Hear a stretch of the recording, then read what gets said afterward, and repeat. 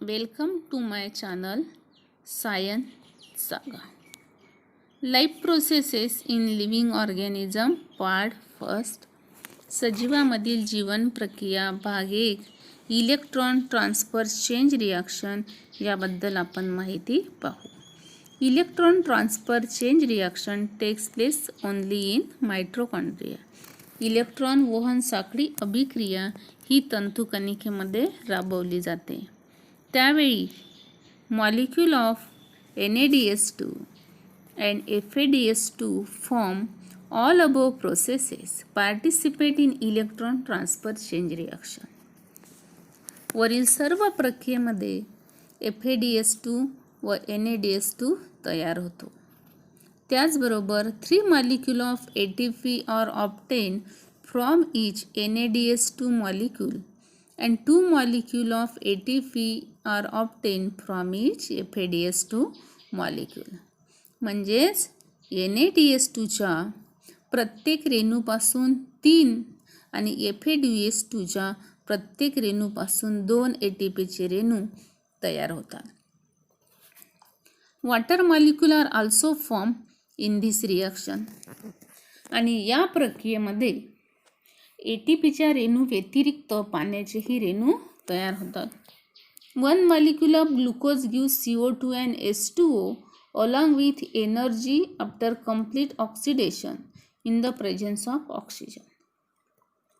ग्लुकोजचे पूर्णतः ऑक्सिडीकरण झाल्यानंतर म्हणजेच संपूर्ण ऑक्सिडीकरण म्हणजेच विघटन झाल्यावर ग्लुकोजचे ऑक्सिशोषणामध्ये ऊर्जेबरोबर कार्बन डायऑक्साईड आणि पाण्याचे रेणू तयार होतात. NADS2 and FADS2 both enzymes are formed in the cell and used in cellular respiration. NADS2 nicotinamide adenine dinucleotide and FADS2 means flavin adenine dinucleotide. हे दोन्ही एन्झाईम कशामध्ये भाग घेतात? सेल्युलर रेस्पिरेशनमध्ये. हे NADS2 आणि FADS2 हे प्रत्येक पेशीत तयार होणारे व पेशी श्वसनात मदत करणारे 2 सहविकर आहेत. NADS2 and FADS2. त्यानंतर आहे ॲडिनोसिन triphosphate ATP. ATP the energy currency. Adenosine triphosphate is energy rich molecule and energy is stored in the bond. Adenosine triphosphate हा एक ऊर्जेने संपृक्त असा रेणू असून त्यात फॉस्फेटचे 3 रेणू एकमेकाला ज्या बंधाने जोडलेले असतात. by which group are attached to each other. These molecules are stored in the cell as per need. त्या बंधामध्ये ऊर्जा साठवलेली असते. या रेणूच्या पेशीमध्ये आवश्यकतेनुसार साठा करून ठेवलेला असतो. Chemically ATP's triphosphate molecule form from adenosine ribonucleoside. रासायनिकदृष्ट्या ATP हा ॲडिनोसिन रायबोन्यूक्लिओसाइडपासून तयार झालेला ट्रायफॉस्फेटचा रेणू आहे. ATP हा कशापासून तयार झालेला आहे? ॲडिनोसिन रायबोन्यूक्लिओसाइडपासून तयार झालेला ट्रायफॉस्फेटचा रेणू आहे. It contain a nitrogenous compound adenine pentose sugar ribose and 3 phosphate molecule. Adenine हा नत्रयुक्त रेणू, रायबोज ही पेंटोज शर्करा आणि 3 फॉस्फेटचे रेणू त्यामध्ये असतात.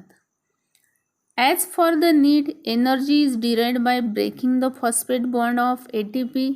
Hence, ATP is called as energy currency of the cell. यामध्ये ऊर्जेच्या आवश्यकतेनुसार ATP मधील फॉस्फेटच्या रेणूतील बंध तोडून ऊर्जा मिळवली जाते आणि म्हणूनच ATPला ऊर्जेचे चलन म्हटले जाते. In case of less store of carbohydrate in body, then lipid and protein are utilized for producing energy. शरीरामध्ये काही कारणांनी उपासमार असो किंवा आणखी अपवादात्मक परिस्थितीमध्ये जर काही कारणांनी कर्बोदकाचे प्रमाण कमी झाले तर शरीरामध्ये जे शिग्न पदार्थ आणि प्रथिने आहे त्यांचा ऊर्जा मिळवण्यासाठी वापर केला जातो. In case of lipid and protein, lipid converted into fatty acid and protein converted into amino acid. शिग्न पदार्थाचे रूपांतर मेदाम्लामध्ये केले जाते तर प्रथिनाचे रूपांतर अमिनो आम्लामध्ये केले जाते. Fatty acid and amino acid are converted into acetyl coenzyme. मेदाम्ले आणि अमिनो आम्ले ॲसिटल कोएन्झाईममध्ये रूपांतरित केली जातात. त्यानंतर energy is obtain through complete oxidation of acetyl coenzyme by the process of Krebs cycle in mitochondria. Acetyl कोएन्झाईमच्या रेणूचे क्रेब चक्र अभिक्रियेद्वारे तंतुकणिकेमध्ये पूर्णतः ऑक्सिडीकरण केले जाते आणि त्यापासून ऊर्जा मिळवली जाते. Process of glycolysis was discover by 3 scientist, Gustav Embden, Otto Meyerhof and Jacob Parnas along with their colleagues. For this purpose, they perform experiment on muscles. Hence, glycolysis is also called as Emden-Meyerhof Parnas pathway, EMP pathway असे सुद्धा त्याला म्हणतात. The cyclical region of tricarboxylic acid cycle was discovered by Sir Hans Krebs, and hence this cyclical process is also called as Krebs cycle. He has been awarded the Nobel Prize in 1953 for this discovery.